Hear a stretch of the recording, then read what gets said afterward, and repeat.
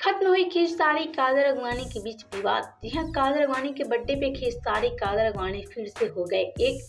जी हाँ, ऐसा हम नहीं कर रहे बल्कि ये सारी बातें तो खुद खेसारी कादर अगवानी के फैंस कहते नजर आ रहे हैं कि खेसारी कादर अगवानी की विवाद खत्म हो गई है, वो भी कादर अगवानी के बर्थडे पे। हम आपसे एक बता दें कि आज कादर अगवानी एक तरफ पूरे 32 साल की हो गई, लेकिन हम आपसे एक बता दें कि कादर अगवानी का बर्थडे खेसारी के लिए काफी अच्छा दिन लेकर आया है, क्योंकि आज खेसारी कादर अगवानी अपनी दुश्मनी खत्म करके दोस्ती की तरफ फिर से आगे बढ़ चुके हैं।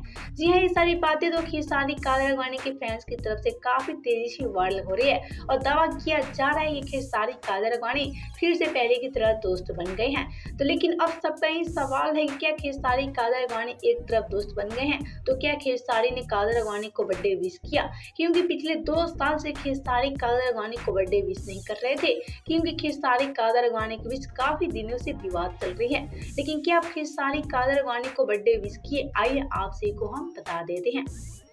तो हम आपसे एक बता रहे, आज भी खेसारी कादर अगवानी को बर्थडे विश नहीं किए, क्योंकि खेसारी कादर अगवानी के बीच विवाद काफी दिनों से चल रही है और ये अफवाह फैलाई जा रही है कि खेसारी कादर अगवानी के बीच दोस्ती हो चुकी है। हम आपसे एक बता दें कि आज भी खेसारी कादर अगवानी के बीच दुश्मनी वही है जो पहले रहा करती थी, क्योंकि हम आपको बता दें खेसारी कादर अगवानी की दुश्मनी काफी हद तक आगे बढ़ चुकी है। अब खेसारी कादर अगवानी की जोड़ी ऐसा लग रहा है कि कभी लौट कर नहीं आने वाली है।